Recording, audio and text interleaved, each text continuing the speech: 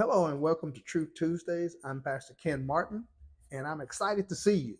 Today, I'd like to share with you, maybe talk to you about challenges and problems and difficulties, but I'd like to do so only long enough to say, let's make it more about Him than about your problems and your difficulties.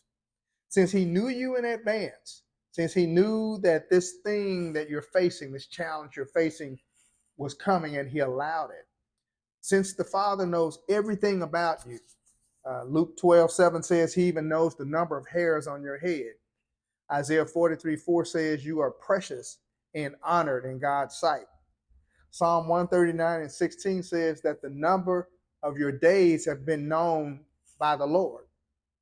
So you are even called and given a name, Isaiah 45:3.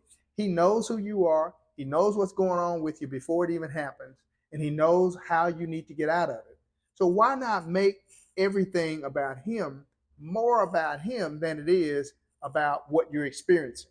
Let's make it more about who he is, more about what he said, more about what he has done, more about what he's doing.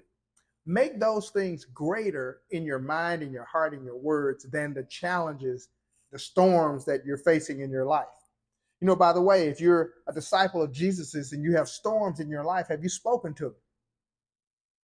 I'm sorry, just like any unruly kid, until you speak to a child and establish boundaries and establish expectations, they don't know how to behave. They'll do whatever they want to do until you stand up and make a stand. So let's be followers only to the extent it gets us to being disciples. Followers are people just hanging around to wait and see what happens next and if they get a prize or if there's anything for them. But disciples, on the other hand, are living by his words. Disciples are meditating on his words.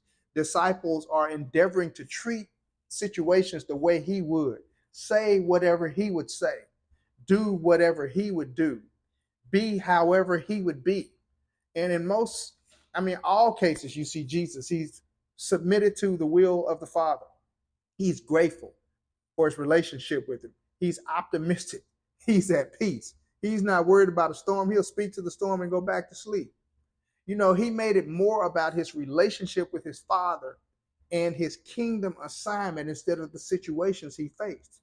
So I'm encouraging you to do the same thing. Make your next challenge more about him and his goodness, and make it greater than the physical problem. Make it more about his kingdom, his power, his glory than it is about you.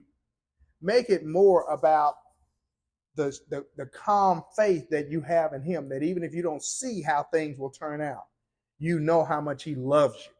He loves you more than he loves the sparrows and the flowers of the field. You know that he has ordered your steps, the word says. You know that he daily loads you up with his benefits. You know that he has already spoken his word concerning you to heal you. You know these things. And so when you're faced with a challenge, why would you ever go and start talking about the challenge? Why would you pick up the phone and tell everybody about the challenge? Why would you every day meditate on the challenge instead of saying, okay, let me find out what it is he said about this? What did God say? Stand by, stay tuned, because that is a sermon that's coming up on Sunday. What does God say? What did God say? What is God saying? Make that a bigger part of your meditations and your thoughts than the actual physical problem, because all things physical came from something spiritual. And so the solution to those things are also spiritual. You won't find them in the physical realm. I'm sorry, that's just the truth, the whole truth, and nothing but the truth. I'm excited.